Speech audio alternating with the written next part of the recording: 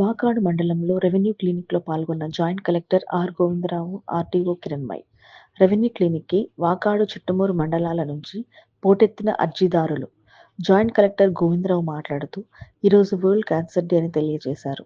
ఈ సందర్భంగా joint collector మాట్లాడుతూ, క్యాన్సర్ ముందుగా మనం చెక్ చేసుకొని ఐడెంటిఫై చేయగలిగితే నయం చేయడం ఈజీ అవుతుందని తెలియజేశారు. క్యాన్సర్ అంటే భయపడుతుంటారని, భయపడాల్సిన అవసరం లేదని, చాలామంది క్యాన్సర్‌ని జయించిన వాళ్ళున్నారని తెలియజేశారు.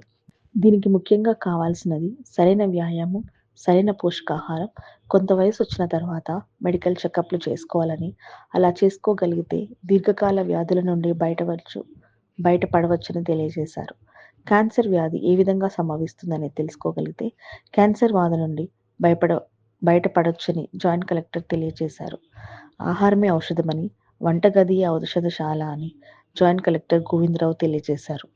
ఆరోగ్యకరమైన జీవనశైలి అంటే సరైన టైంకి పడుకోవడం, సూర్యరశ్మి చూడడం, సరైన వ్యాయామం చేయడం, కాసేపు సూర్యరశ్మితో గడపడం చేసినప్పుడు ఆరోగ్యకరమైన జీవనశైలి కిందికి వస్తాయని, క్యాన్సర్ వ్యాధి నుండి బయటపడవచ్చని తెలియజేశారు.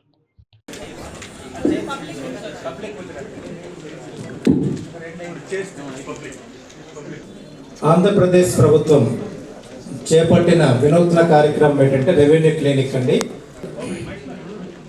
ఆ రోజు మండల్ లెవెల్లో కానీ, కాన్స్టిట్యున్సీ లెవెల్లో కానీ, మనం చిన్న కాన్స్టిట్యున్సీ అయితే 2 మండలాలు 3 మండలాలు ఉంటే వాళ్ళని పబ్లిసిటీ చేసి రెవెన్యూ పరంగా ఎటువంటి సమస్యలు ఉన్నాయి అనేవి మనం ఐడెంటిఫై చేసి ఆ సమస్య పరిష్కారం ఆ రోజే మెయిన్ ఇక్కడికి రెవెన్యూ క్లినిక్ ఉద్దేశం.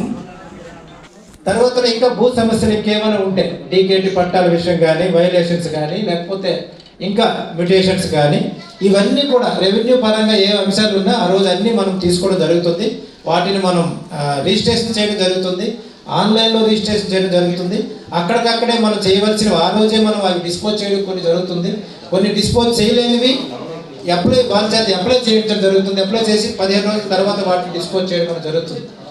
ఈ ఉద్దేశంతో అందుకోసమనే మన మండలాన్ని, ఒక మండలం కానీ 2 మండలాలు కలిపి ఒక్కొక్క దగ్గర మనం రెవెన్యూ క్లినిక్ అనేది పెట్టడం జరుగుతుంది.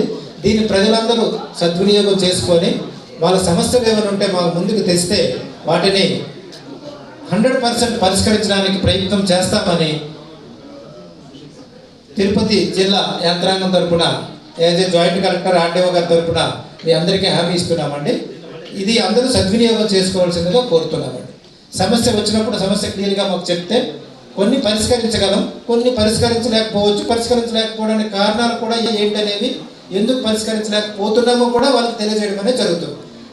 ఇది రెవెన్యూ క్లినిక్ యొక్క అసలు ఉద్దేశం అంటే దీన్ని సద్వినియోగం చేసుకోవాల్సిందిగా కోరుతున్నాను. ఈరోజు మనం ఆల్రెడీ తిరుపతిలో కలెక్టర్ గారి ఆధ్వర్యంలో ఒకటి జరిగింది.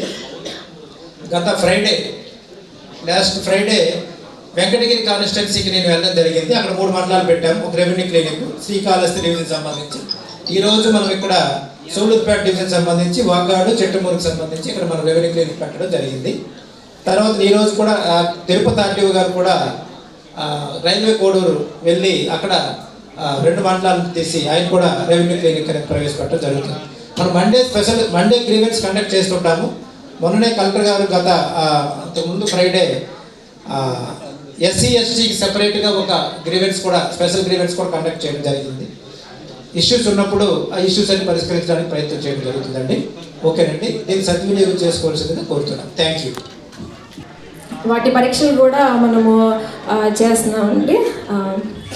ఇంకా మనం ఈ దీర్ఘకాలిక వ్యాధులు NCD/CD బీపీ, షుగర్ ఇవి కూడా తగ్గించడానికి స్ట్రెస్ అనేది తగ్గించుకోవడం ద్వారా, ఇంకా వ్యాయామం చేయడం ద్వారా జీవనశైలి. మండలంలోని చాలామంది అర్జీదారులు ఇక్కడికి రావడం జరిగింది. మరియు తహసీల్దార్ గారికి, ఎంపీడీఓ గారికి, రెవెన్యూ జిల్లా ఆఫీసర్ సూళ్ళూరుపేట, పత్రికా సోదరులు, మెడికల్ స్టాఫ్కి, డాక్టర్ గారికి, అందరికీ ఇక్కడికి విచ్చేసిన అందరికీ పేరు పేరు నమస్కారాలు తెలియజేసుకుంటున్నాం. ఈరోజు వరల్డ్ క్యాన్సర్ డే. ఇప్పుడే మన మెడికల్ ఆఫీసర్ గారు వెరీ క్లియర్గా చెప్పారు. ప్రధానంగా క్యాన్సర్ పై విజయం అనేది స్క్రీనింగ్తోనే సాధ్యమని చెప్పేసి మనందరికీ తెలుసు. అంటే మనం ముందుగా దీన్ని చెక్ చేసుకోగలిగి ఐడెంటిఫై చేసుకోగలిగితే ఏదైనా డౌట్ వచ్చినప్పుడు ఇప్పుడు మన మెడికల్ ఆఫీసర్ గారు చెప్పారు, ముందుగా మనం గుర్తించాలి, నయం చేయడం అనేది ఈజీ అవుతుంది.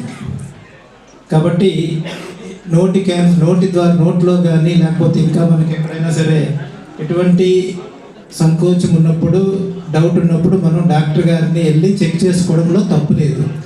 దీనిపైన మనం సరైన అవగాహన కల్పించాల్సిన అవసరం ఉంటుంది.